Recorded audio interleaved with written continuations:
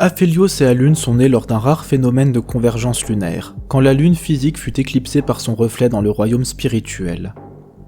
Célébrés comme les enfants du destin par les Lunari, les jumeaux savaient qu'ils avaient été marqués par le destin. Armé de lames de pierre de lune, Aphélios avait reçu le don physique de la lune de pierre. Il s'entraînait sans relâche, allant jusqu'à verser son propre sang si cela lui permettait de verser celui des autres. Alune, quant à elle, avait reçu le don magique de la lune spirituelle. Elle s'entraînait à devenir oracle, capable d'envoyer sa magie pour révéler, grâce au clair de lune, des chemins et des vérités dissimulées. Ils grandirent en suivant de manière rigoureuse la foi Lunari. S'ils épousèrent les ténèbres, ce n'était pas uniquement par dévotion, mais parce qu'il s'agissait de la seule chose capable de les protéger. Les deux jumeaux étaient extrêmement proches, et quand Alune dut partir du temple Lunari où ils avaient été élevés pour poursuivre son entraînement, la foi d'Aphélios vacilla. En quête d'un objectif, il entreprit un voyage cérémoniel jusque dans les ténèbres. Il suivit le clair de lune, jusqu'à un bassin sous la surface duquel poussait une fleur rare, la noctume.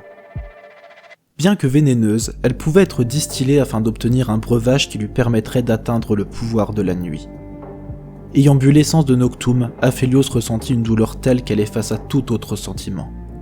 Peu de temps après, le Marus Omegnum, un temple ancestral, sortit du royaume spirituel pour la première fois depuis des siècles.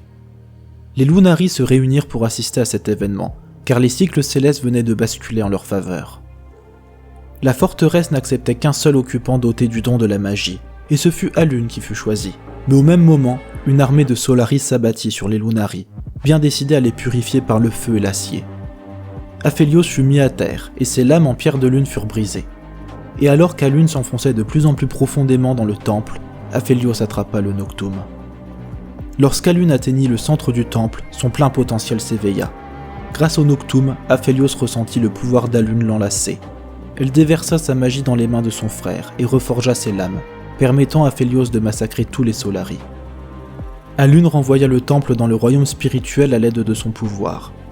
Renforcée par le pouvoir de focalisation du temple, Alune serait toujours capable de projeter sa magie n'importe où, tant qu'il existait un point vers lequel converger, tel le noctume qui coulait dans les veines d'Aphélios. C'est à ce moment-là qu'ils comprirent leur destin. Aphélios devrait laisser la douleur creuser un grand vide en lui, afin d'en faire un vaisseau pour le pouvoir lunaire. Et Alune devrait vivre seule, isolée dans sa forteresse, mais capable de guider son frère en regardant à travers ses yeux. Ensemble, ils seraient l'arme dont les Lunari avaient tant besoin, unis par un lien de souffrance et de sacrifice. Ainsi, ils ne seraient unis que dans la séparation.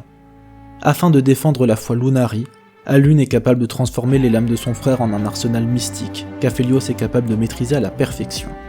Alors que bascule l'équilibre des forces de Targon et que les Solaris savent que les Lunari ont survécu, Aphélios et Alune sont plus que jamais indispensables pour la foi Lunari.